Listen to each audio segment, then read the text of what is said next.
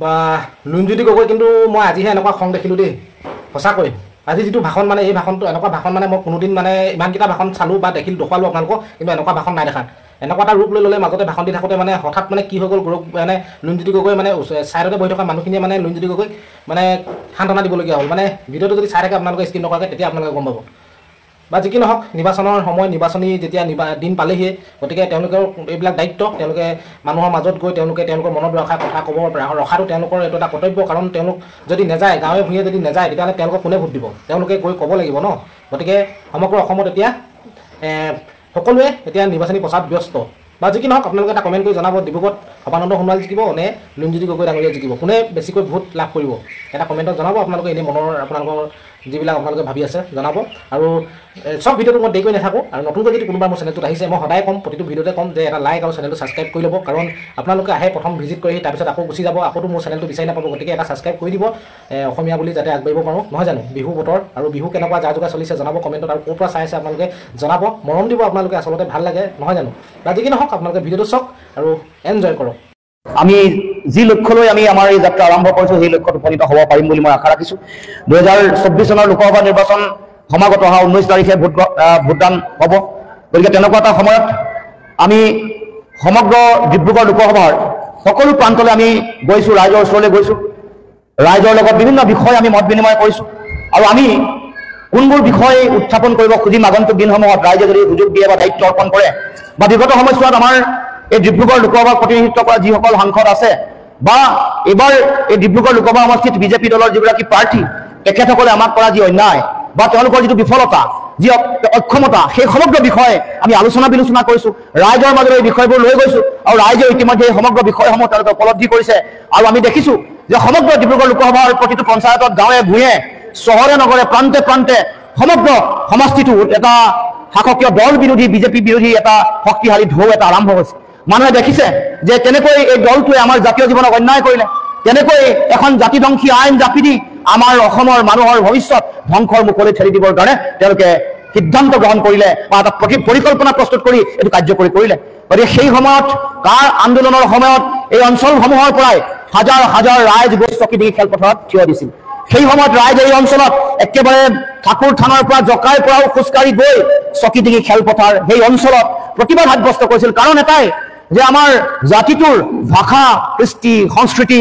আমাৰ অধিকাৰ ৰাজনৈতিক অধিকাৰ আমাৰ সামাজিক সাংস্কৃতিক ভৱিষ্যত অৰ্থনৈতিক ভৱিষ্যত আমি কেতিয়াও ধ্বংস হ'বলৈ এৰি দিব নোৱাৰোঁ এইখন অসম আমাৰ নিজৰ অসম আমাৰ ককা আজু ককা আমাৰ উপৰি পুৰুষাই দি থৈ যোৱা এইখন অসমত অবৈধ বিদেশীয়ে দপদপনি ইয়াত চলাব তেওঁলোকে আমাৰ অধিকাৰ কাঢ়ি ল'ব অসমৰ মাটিত 43 বছৰ বিদেশী বোজা জাপি দিব এই কথা বতৰাবোৰ ৰাইজে সহ্য কৰা নাছিল আৰু সেইকাৰণে প্ৰতিবাদ সাব্যস্ত কৰিছিল আৰু ৰাইজৰ নিজৰ দেশক ভাল পোৱাৰ এইটো চিন্তা ৰাইজে নিজৰ অধিকাৰ বিচাৰি কৰা এই সংগ্ৰামক তেওঁলোকে পাকে প্ৰকাৰে তেওঁলোকে বাধা দিবৰ কাৰণে অন্যায় কৰিবৰ কাৰণে গুলিয়াই আমাৰ যিসকল যুৱ বন্ধু আছে তেওঁলোকক হত্যা কৰিবলৈও তেওঁলোকে কুণ্ঠাবোধ কৰা নাছিল আৰু সেইকাৰণে সেই গণসংগ্ৰামৰ সময়ত 5 গৰাকী আমাৰ সফল ডেকা যুৱকে তেওঁলোকে প্ৰাণ দিব লগা হ'ল গতিকে সেই সময়ৰ বাবে জাতীয় যিটো চেতনাৰ প্ৰতি তেওঁলোকৰ যিটো তেওঁলোকে কৰা যি অন্যায় তাৰ স্মৃতি মানুহৰ মাজত আজিও সজীৱ হৈ আছে আৰু সেই সময়ৰ যিসকল মূল কাণ্ডাৰী আছিল জাতিক অন্যায় কৰা যিসকল মূল ব্যক্তি আছিল তেওঁলোকৰ ভিতৰত অন্যতম আটাইতকৈ বেছি অন্যায় কৰা ব্যক্তিগৰাকীয়ে এইবাৰ ডিব্ৰুগড় লোকসভা সমষ্টিৰ বিজেপি দলৰ প্ৰাৰ্থী গতিকে ৰাইজে এই কথাবোৰ পাহৰি যোৱা নাই আৰু সেইকাৰণে আজি আপোনালোকৰ ওচৰত থিয় হৈ আপোনালোকৰ ওচৰলৈ আহি মই এটাই কথা মনত ৰাখিবলৈ আপোনালোকক আহ্বান জনাইছোঁ এই নিৰ্বাচনত ৰাইজে যিহেতু ৰজা বিগত সময়ছোৱাত যিগৰাকী প্ৰাৰ্থীয়ে আটাইতকৈ বেছি অন্যায় কৰিলে যিগৰাকী আজি বিজেপিৰ প্ৰাৰ্থী সেইগৰাকী ব্যক্তিক ৰাইজে বহুত মৰম দিছে অফুৰন্ত মৰম দিছে ৰাইজৰ মৰমৰ কাৰণে বিধায়ক হ'ল সাংসদ হ'ল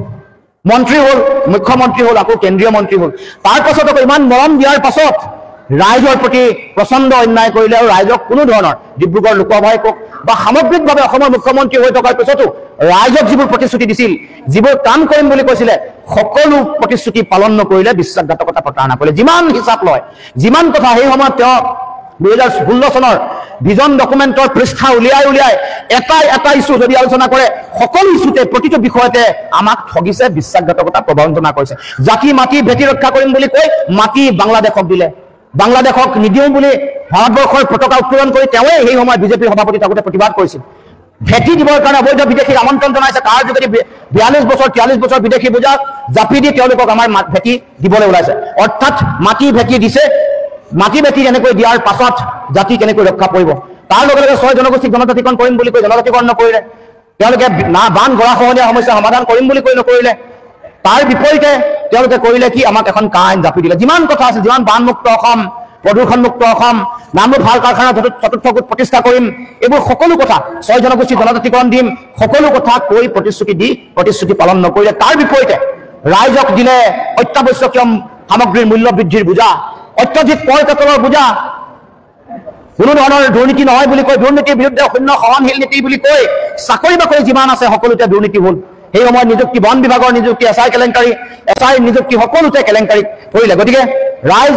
আমি সেইকাৰণে এই সমগ্ৰ পৰিৱেশ পৰিস্থিতিৰ আমি অৱসান বিচাৰিছোঁ শেষ বিচাৰিছোঁ আমাক যিসকলে অন্যায় কৰিছে সেইসকলৰ উত্তৰ এইবাৰ নিৰ্বাচনত ইভিএমৰ বুকুত দিয়াটো আমি ৰাইজৰ পৰা বিচাৰিছোঁ আৰু সেইকাৰণে কৈছোঁ যে এইবাৰ নিৰ্বাচন বিজেপিৰ প্ৰাৰ্থী সোণোৱালৰ লগত জুৰিনজ্যোতি গগৈৰ এই প্ৰতিযোগিতা নহয় বা এই যুঁজখন নহয় এই যুঁজখন হ'ল অসমৰ খাটি খোৱা জনগণৰ যুঁজ এই যুঁজখন হ'ল ডিব্ৰুগড় লোকসভাৰ সকলো আমাৰ ইয়াৰ নাগৰিক সকলো ভোটাৰৰ যুঁজ কাৰণ এই ডিব্ৰুগড় লোকসভাত অসমৰ জাতীয় জীৱনত এইগৰাকী ব্যক্তিয়ে এই বিজেপি চৰকাৰে আটাইতকৈ বেছি অন্যায় কৰিছে সেইকাৰণে আহি থাকিব লগা দিনসমূহত অহা 19 এপ্ৰিলৰ দিনত যেতিয়া আপোনালোকে ভোট দিবলৈ যাব ৰাইজ এতিয়া বহুতে কৈছে যে লাখপতি আঁচনিৰ নামত ৰাইজক প্ৰলোভন দিছে অলপ আগতে এগৰাকী বক্তাই কৈছে যোৱাবাৰো আপোনালোকক কেনেকৈ প্ৰলোভন দিছিল যোৱাবাৰ বন্ধন গোটৰ লোন ঋণ ৰেহাই দিম বুলি কৈছিল নাই দিলে জানো আপোনালোকক যিসকলৰ আছে তেওঁলোককতো নিদিলে যোৱাবাৰ সেইকাৰণে নিৰ্বাচনৰ আগত তেওঁলোকে মিছা প্ৰতিশ্ৰুতি দিলে মানে বাকীত আপোনালোকে চলিলে ভাবিলে যে তেওঁলোকৰ কথা বিশ্বাস কৰি যোৱাবাৰ বাকীত নিৰ্বাচন আমি যদি আমাৰ চৰকাৰ আহে বন্ধন গোটৰ ঋণ ৰেহাই দিম বাকীত আপোনালোকে কামটো কৰিলে গতিকে ফাঁকি দিলে আপোনালোকক এইবাৰো সেইকাৰণে বাকীতে আকৌ এই যে লাখপতি বাইদেউৰ ফৰ্ম ফিল আপ কৰোৱাই আছে এইকেইদিনো কৰোৱাই আছে অৰুণোদয়ো দিছে একদিন ফৰ্ম ফিল আপ যিমান নিৰ্বাচন ওচৰ চাপে সিমানে তেওঁলোকৰ ফৰ্ম বিলোৱাটো বেছি ঘন হয় একদিন আৰম্ভ হৈ গৈছে চাৰিওফালে এই কামটো কৰিব নোৱাৰে আপোনালোকে কমপ্লেইন কৰিব লাগে ইলেকশ্যন কমিশ্যনত যেতিয়াই ইলেকশ্যনৰ বিধি ব্যৱস্থাসমূহ যেতিয়াই বলবৎ হয় কোড অফ কণ্ডাক্ট লাগি যায় তেতিয়া এই কামবোৰ কৰিব নোৱাৰে কিন্তু মই দেখিছোঁ যে এইবাৰ তেওঁলোকে কিন্তু সফল হোৱা নাই লাখপতি বাইদেউ যলৈকে গৈছোঁ আমাৰ যিমানবোৰ মিটিং আছে সৰহভাগতে আমাৰ মহিলাসকল বেছি আহিছে আৰু সেইকাৰণে এইবাৰ আমি গম পাইছোঁ যে টেঙাম বৰ বেছি দিন বিক্ৰী কৰিব নোৱাৰে দুবাৰ বিক্ৰী কৰিব নোৱাৰে এইবাৰ টেঙাম বিক্ৰী কৰিবলৈ আহোঁতে ধৰা পৰিছে বিজেপি দল আৰু সেইকাৰণে ৰাইজে এইবাৰ লাখপতি বাইদেউৰ ফৰ্ম ফিল আপ কৰিলেও কিন্তু তেওঁলোকে সিদ্ধান্ত লৈ আছে যে এইবাৰ ভোট বিজেপিৰ বিৰুদ্ধে দিব বিৰোধী ঐক্য মঞ্চৰ পক্ষত দিব জাতীয় পৰিষদৰ পক্ষত দিব জাহাজ চিনত দিব আৰু এই জাহাজ চিনত দি মোক বিপুল বিবৰ্ধনত জয়লাভ কৰোৱাই পঠাব এইটো ইতিমধ্যে ৰাইজে সিদ্ধান্ত গ্ৰহণ কৰিছে গতিকে ৰাইজ দীঘলীয়া কথা নকওঁ মিছা প্ৰলোভনত ভুল নাযাব আৰু এনেকুৱা ধৰণৰ আৰু তেওঁলোকৰ আঁচনিৰ ধন ল'লেই তেওঁলোকক ভোট দিব লাগিব বুলি কোনো কথা নাই আৰু ভোট দিবলৈ আপোনালোক বাধ্যও নহয় এনেকুৱা কথা নহয় যে আঁচনিৰ ধন লৈছে মানে বিজেপিৰ আপোনালোকে নিকিনা গোলাম এনেকুৱা কথাটো নহয় তেওঁলোকে কৈ আছে হিতাধিকাৰীসকলৰ ভোট পাম তাৰ মানে তেওঁলোকে ভাবিছে যে হিতাধিকাৰীসকলক তেওঁলোকে ধন দিয়াৰ কাৰণে তেওঁলোকক ভোট দিব লাগিব এইটো ভয় খুৱাব খুজিছে আৰু মানুহক ভয় খুৱায়ো চাৰিওফালে ভোট নিদিলে তেওঁলোকৰ নাম কাটি দিম গতিকে ৰাইজ আপোনালোকে আঁচনিৰ যি ধন পায় বা যি ধন লয় সেয়া বিজেপি দলৰ প্ৰাৰ্থীগৰাকীৰ মাক দেউতাকৰ টকা পইচা নহয় আৰু মুখ্যমন্ত্ৰী হিমন্ত বিশ্ব শৰ্মাৰ মাক দেউতাকৰ টকা পইচা নহয় এই টকা পইচা বিনামূলীয়া চাউল দিয়া টকা পইচা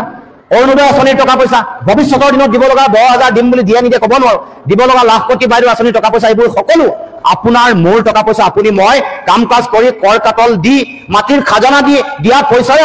আপোনাক আৰু মোক এই অৰুণোদয় আঁচনিৰ ধন দিয়ে আৰু বিনামূলীয়া চাউল দিয়ে গতিকে তেওঁলোকৰ এই আঁচনি আপোনালোকে গ্ৰহণ কৰা মানে তেওঁলোকৰ লগত থকা বা তেওঁলোকক ভোট দিয়াটো কেতিয়াও নুবুজায় গতিকে সেই যি টকা পইচা তেওঁলোকে দিয়ে সেয়া আমাৰ ৰাইজৰে টকা পইচা সেইকাৰণে সিদ্ধান্ত লওঁতে আপোনালোকে সকলোৱে চিন্তা কৰি দেশৰ ভৱিষ্যতৰ কথা চিন্তা চৰ্চা কৰি সকলোৱে সিদ্ধান্ত গ্ৰহণ কৰিব গতিকে দীঘলীয়া কথা আপোনালোকৰ আগত নকওঁ আৰু কেইবাখনো সভা আছে আপোনালোকক সকলোৱে মই আশীৰ্বাদ বিচাৰিছোঁ সকলোৱে এই যাত্ৰাটোত সহযোগিতা বিচাৰিছোঁ কাৰণ আপোনালোকে সকলোৱে সহায়